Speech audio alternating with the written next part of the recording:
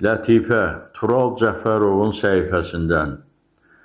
Ayrım Zirəddin dostu Ovçu Sədrəddinə dedi: Ay qağa, nə olar ova gedəndə Ramazanı da apar. Elə həvəslənir ki, ovdan ötəri. Sabah apararam. Sabahsı yığılıb meşəyə ova gedirlər.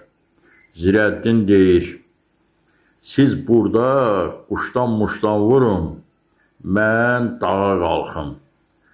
Ramazangil bir ayın mağarasına rast gəlirlər.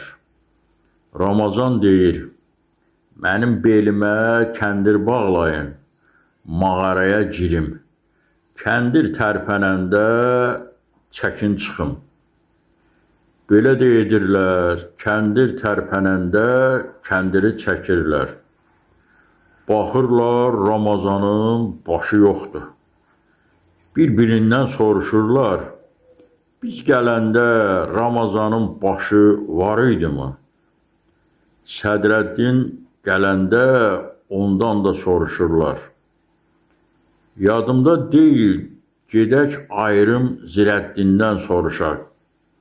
Qayıdırlar kənddə Zirəddindən soruşurlar: Ay qağa, biz ova gedəndə Ramazanın başı var idi mi?